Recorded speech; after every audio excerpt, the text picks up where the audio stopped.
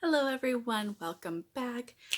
So we're continuing Hauntober, and then hopefully I'll be able to get that series review for Witching done by Sunday to go up on Halloween.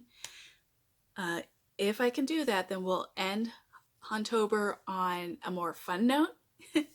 If not, then we're ending it on more of a horror note, which is today's review. So we'll see what happens. If not, then I'll try and get the series review for Witching done within a few days after Halloween. Maybe be a nice Halloween chaser. I don't know. We'll see. We'll see how it goes. So, this is a dark one. This is more of a horror story. It's still a romance. It's a dark romance. But what makes it fitting for Hauntober is more of a horror base. If you saw my Hauntober series last year, then you will remember my review of Immortal Hexes, which wasn't a terribly great review the way I did it. I gave far too many spoilers.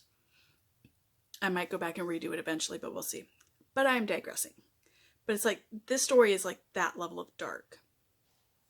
Or at least pretty close there too. So, today's story is Alpha's Claim by Amelia Hutchins. Trigger warnings for this story include, but are not limited to, sexual assault, rape, torture, body horror, including a person being set on fire, including a woman having her uterus removed to be bred outside the body, intended incest, human trafficking, including adults and children and shifters, sex slavery, and snuff films, also including adults and children, the murder of a pregnant woman, for no other crime than the fact that she was carrying a second girl instead of a boy. And I'm sure there are other things that I have missed, but those are the ones that kind of leapt to mind the most. And it gives you a ballpark idea of what we're dealing with. So if these are things that are going to be super hard for you to read, then I would recommend not reading this book. So, into the story. 5 years ago, our leading female, Braelyn, was forced to reject her fated mate, Saint. Her father made her reject him, basically threatening that he would kill him and his friends if she didn't. So in front of the entire pack, she comes out and says, "No, you are not my mate. I do not want to be with you. You need to leave." She did this thinking she was protecting him and saving him. What she did not know is that while technically her father kept his word, he let them live, he did in fact, though, force them into a life worse than death. He tortured them for months, the whole time telling them that Braelyn knew about it, that she was happy that they were being tortured and all these things. And then he eventually sold them to someone who would enjoy torturing them more. And there were some really, truly horrible things that were done to him and his friends. Horrible things they had to endure, horrible things they had to do to try to survive. They were eventually liberated, and they joined the group that had liberated them. And this is a group that goes around basically punishing and killing horrible, horrible, horrible, superhuman evil doers, such as Braelyn's father. And so this group includes obviously shifters, alpha shifters, demons, vampires, succubus, and other humans who had been victims of these groups of supernatural beings that had done horrible things to them. Here it is 5 years later, and Saint, who is the fated mate, is back with all of his friends and all of his group of commandos and things, and they basically want revenge on Braelyn's father and Braelyn, again thinking that she was in on everything. When it comes to light what Braelyn's father was doing, the pack turned on Braelyn, believing that she was a part of it.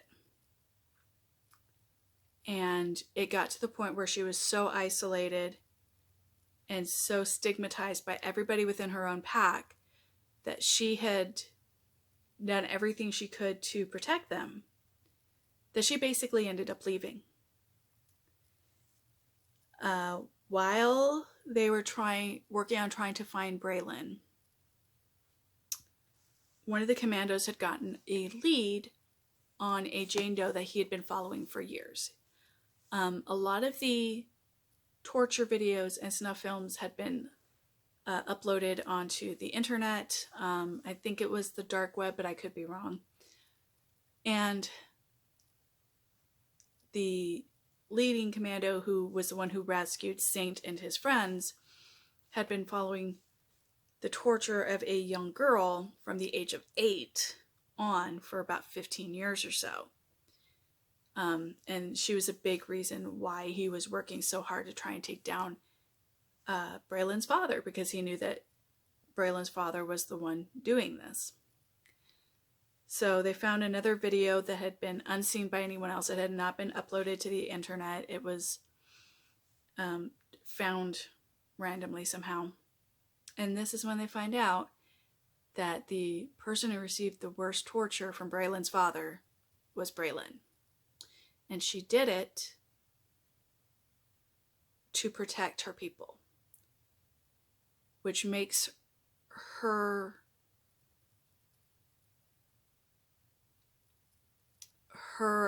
willingness to leave the pack and turn her back on them after they had turned their back on her so easy to understand. Because in addition to essentially running the pack because her father wasn't really doing it from the age of 8, she was also enduring these horrible, horrible things so that he wouldn't target the pack. And then they turned on her because a guy who hadn't been there for 5 years said, well, she was part of it. I can understand the fact that the people were so horrified by what happened that in the heat of the moment, they might rush to judgment and say, oh, yeah, she had to have been part of it. But after a period of time, at least some of them should have been able to see past that and go, yeah, no, she wouldn't do that. You know, she's worked alongside us all these years. She wouldn't do that if she didn't care, right? But no one ever stood up for her. The only one that stood up was her best friend, Tori, who went with her when she left. So, you know, it's one of those things where it's like you can see both sides, but I'm not going to lie. I'm on Braelyn's side here. I mean, there's no other way to slice it. I mean, you can make the argument that they didn't know. There's no reason to think that there was no way for her to know about it or anything. There are arguments to be made. I'm not saying that there aren't, but in the long run, Braelyn was wronged on a massive scale. Massive scale. But that's the gist of it. There is so much to this story, though, beyond that. That's like the basic bare bones of the story. There's reference to the Nordic god Fenrir and how he protects certain wolves from their pack because they are directly of his bloodline. We have other beings. Like I said, we have, you know, demons and succubi. We have Van Helsing's descendant in here. He's not a big character in this story, but I didn't realize this when I got this book. It's number 7 out of the series, so apparently I have some reading to do to catch up. This is a story that has so many hidden truths, plots within plots. People you thought were good turn out to be bad. People you thought were evil turn out to be like borderline angels. And by the end of the book, you're just sitting there cross-eyed going, what in the heck did I just read? And I'm going to have to read it again because I know I missed stuff. Like, I've read this thing 3 times and I can guarantee you I missed something. I can guarantee it. There's no way around it. It's very in-depth. It's very well done. I love the writing. The author does a great job of building the world. She does a great job of filling any loose ends that could make some plot holes. She does very good at covering all of that. She does very good at creating sympathy and empathy for characters you don't want to feel sympathy or empathy for, but doing it in a way where you still feel okay being angry at them. And by the end of the story, I just feel like Braelyn should have been given saint status. And I'm not even Catholic. So,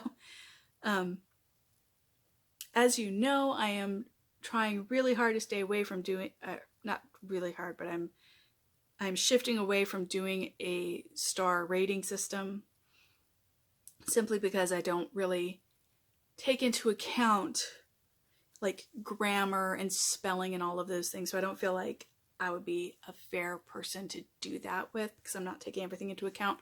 I'm just looking at the story and how it flows. If I had to give this a star rating, this would be a 5-star for me, because it blew my friggin' mind. It was, like I said, very well done. I would not recommend this for somebody who has an issue with, say, horror movies, or has an issue with assault.